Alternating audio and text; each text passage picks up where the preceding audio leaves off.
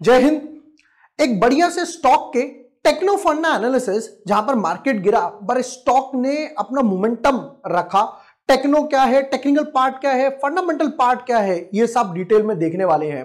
Hi everyone, my name is Vibhor Varshney, I am a SEBI registered research analyst. आज आपको लेके चलूंगा एक और बढ़िया से स्टॉक के टेक्नो पार्ट पे, फंडामेंटल पार्ट पे, ब्रेकआउट आ रहा है नहीं आ रहा है, मोमेंटम क्या है, लेवल्स क्या है, ये सब डिटेल में देखने वाले हैं।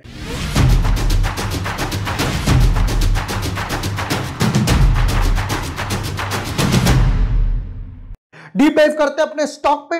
But yes, before moving head, अगर अभी तक आपने चैनल सब्सक्राइब नहीं किया है या न्यू यूजर हो, subscribe the channel, press the bell icon. जैसे ही हम लोग यहां पर कोई भी वीडियो डालेंगे, लाइव सेशन होगा, हीरो जीरो ट्रेड होगा या स्ट्रैटेजीज वगैरह होंगी, वो आपको ऑन द बोर्ड मिल जाएगा। आपको कुछ नहीं करना, यहां जाना है। जैसे ही आप प्लेलिस्ट पे क्लिक करोगे, यहां पर प्राइस एक्शन प्लेलिस्ट आ जाएगा। प्राइस एक्शन प्लेलिस्ट में ये इनसाइड बार वीडियो, फिर उसके बाद इंडिकेटर्स के ऊपर बीबीवी ऐप, हेकन आशीष, ट्रेंड राइडिंग, ये सब ढेर सारी वीडियोस यहां पर मिल जाएंगे। आज का जो मैंने स्टॉक पिक किया है वो है एडोर वेल्डिंग। एडोर वेल्डिंग में क्या हुआ, पहले इसके चार्ट को समझते हैं कि चार्ट में एक अच्छा खासा डेफिनेटली मोमेंटम तो बहुत अच्छा ब्यूटीफुल स्ट्रक्चर बना। यहां पर सबसे अच्छी बात क्या है, अगर मैं देखूं तो ट्रिपल इनसाइड बार, मल्टीपल इनसाइड बार पैटर्न तो बना ही बना, ये देखो। बट उससे भी अच्छी बात, ब्रेकआउट भी आया जहां पर मार्केट डाउन था और ब्रेकआउट भी आया विद द मैसिव वॉल्यूम्स के साथ। ये मेरा सबसे इंपॉर्टेंट फंडा था स्टॉक को पिक करने का, ठीक है। उससे भी मोस्ट इंपॉर्टेंट बात देखते हैं हम यहां पर, स्टॉक के बाद अब मोमेंटम तो आ रहा है। मुझे यहां पर लग भी रहा है कि यार चलो एक बार को स्टॉक अपना राउंड बॉटम पैटर्न कंप्लीट कर सकता है। लग रहा है कि यहां से एक राउंड बॉटम पैटर्न कंप्लीट करने के लिए प्रॉपर जा सकता है। अगर मैं यहां पर एक पैटर्न बनाकर देखूं, something like this way. But most important मेरे लिए ये है कि ब्रेकआउट तो आ रहा है, बट क्या ये ब्रेकआउट सस्टेन रहेगा या नहीं रहेगा, वो हम लोग एक बारी को फंडामेंटल से देखने वाले हैं। क्विकली डीप डाइव करते हैं स्टॉक के फंडामेंटल्स में कि स्टॉक के फंडामेंटल्स क्या बोल रहे हैं इस टाइम पर। चलो स्टार्ट करते हैं एज ऑलवेज अपने प्रमोटर होल्डिंग्स के साथ, क्योंकि प्रमोटर होल्डिंग्स में हमेशा इसलिए देखता हूं, एक प्रमोटर ही है जिसको स्टॉक के अंदर क्या हो रहा है, आगे आने वाला क्या है, पीछे आने वाला अभी तक क्या हुआ, क्या प्लान्स, एक्सपेक्टेशंस, ये वो सब इसको आइडिया रहेगा।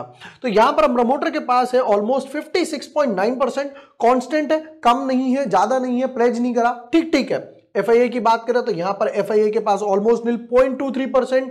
डीआईए की बात करें तो डीआईए ने डेफिनेटली अपना स्टेक थोड़ा सा यहां पर घटाया है।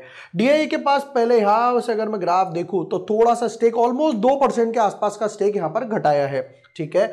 नेक्स्ट पर चलते हैं कि पब्लिक में क्या किसी का नाम सामने आ रहा है, और अगर पब्लिक की बात करी जाए तो पब्लिक के पास 38% तो है ही है। प्लस होल्डिंग्स की तरफ अगर देखा जाए, डीआईआई, योगा Nippon, Sundaram mutual fund, DII, Ashish Kacholia sir का नाम सामने आया 4.5%, गिरीश गुलाटी एचयूएफ 2%, 3-4% के आसपास, आईपीएफ 3-4% के आसपास ये ब्लॉक है। तो मतलब मोटा मोटा मैं ये बोल सकता हूं 30% के आसपास मार्केट में फ्री फ्लोट अवेलेबल है, ठीक है। अब एक काम करते हैं, इसकी बैलेंस शीट पर चलते हैं, देखते हैं बैलेंस शीट क्या बोलती है, और उसके बाद देखते हैं कि कंपनी के क्वार्टर रिजल्ट्स कैसे हैं, और फिर वापस लेवल्स की तरफ आएंगे। इक्विटी बेस की बात करी जाए, बहुत ही छोटा सा इक्विटी बेस है यहां पर, ये देखना 13 करोड़ 60 लाख के आसपास का इक्विटी बेस है, और 5 साल से सेम इक्विटी बेस इन्होंने मेंटेन किया हुआ है, ना डाइल्यूट करते ना बायबैक करते, फेयर इनफ। रिजर्व्स की बात करी जाए तो डेफिनेटली 234 के 249 थोड़ा सा बड़ा, 249 का 255 थोड़ा सा और बड़ा, बट वापस से एक हल्का सा ड्रॉप आ गया 255 से 223, बट वापस पिकअप आ गया 268। तो रिजर्व्स की बात करी जाए तो थोड़े से बड़े ही हैं, कुछ एक मैसिव रिजर्व नहीं बड़े हैं यहां पर, ठीक है। बट लॉन्ग टर्म लाइबिलिटीज की तरफ एक बारी को अगर देखा जाए तो लॉन्ग टर्म लाइबिलिटीज ऑलमोस्ट निल है, 5-6 करोड़ के आसपास की लॉन्ग टर्म लाइबिलिटीज है। ये देखो 6 करोड़ जब पे करना चाहे कर सकते हैं।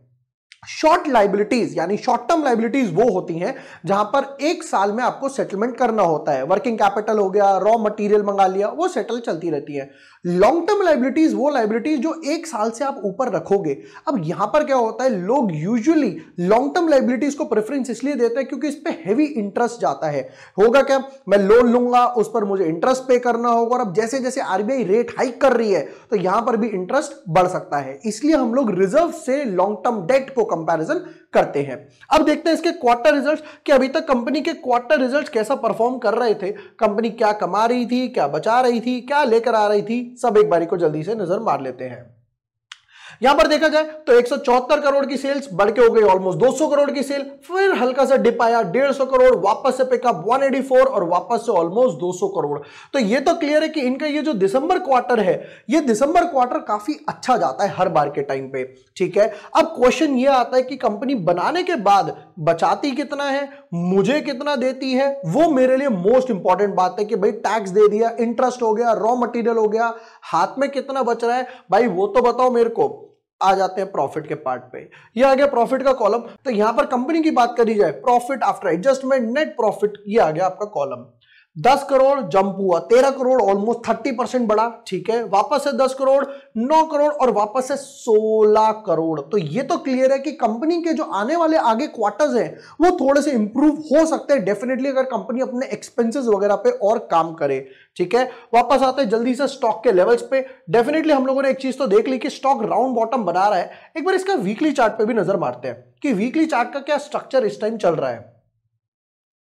हाँ बोलो, स्टॉक के अंदर क्या हुआ, अगर मैं चार्ट कंप्रेस करूंगा, हमेशा जब भी आप कोई चार्ट एनालाइज करो सबसे पहले उसको कंप्रेस करके देखो कि वो अप ट्रेंड में है, डाउन ट्रेंड में है। हो सकता है इस टाइम ब्रेकआउट दिखा रहा हो बट ओवरऑल ट्रेंड डाउन हो, तो इसलिए सबसे पहले इंपॉर्टेंट है ट्रेंड देखना। अगर मैं यहां पर भी ट्रेंड देखूं तो मैं ये देख सकता हूं स्टॉक हर बार क्या करता है, कंसोलिडेट हुआ, एक ब्रेकआउट दिया, वापस से कंसोलिडेट हुआ, फिर एक ब्रेकआउट दिया। अब वापस से इस कंसोलिडेशन पीरियड से निकलेगा तो वापस से हो सकता है एक बारी को ब्रेकआउट दे दे, ठीक है। उससे भी मोस्ट इंपॉर्टेंट बात, यहां पर जब इसने लास्ट टाइम ब्रेकआउट दिया, अब लोग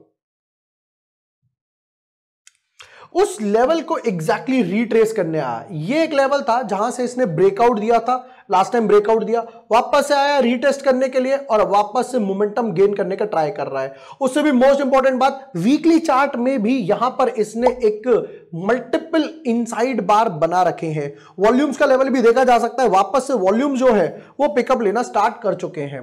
हाँ बोलो, ये रहा इसका वीकली इनसाइड बार, ये रहा इसका यहां पर अच्छा खासा वॉल्यूम्स। अब ये एक मोस्ट इंपॉर्टेंट बात है। आ जाता है क्विकली अपने लेवल्स की तरफ कि हम लोग लेवल्स क्या रखने वाले हैं। तो डेफिनेटली ये तो क्लियर है कि इसका ये एक सपोर्टिव जोन बन चुका है। मैं यहां पर एक सपोर्टिव जोन के नीचे स्टॉप लॉस रखने वाला हूं। समवॉट स्टॉप लॉस आएगा मेरे पास 700। अगर मैं ये दो लेवल्स देखता हूं कि यहां पर जब लास्ट टाइम स्टॉक ने ट्रेड करा था ये था 753, 760, तो ये तो क्लियर है कि 750, 760 के आसपास इसने एक अच्छा खासा बेस बना रखा है। जो मैं लेवल्स रखने वाला हूं, स्टॉक ट्रेड इस टाइम 914 के आसपास।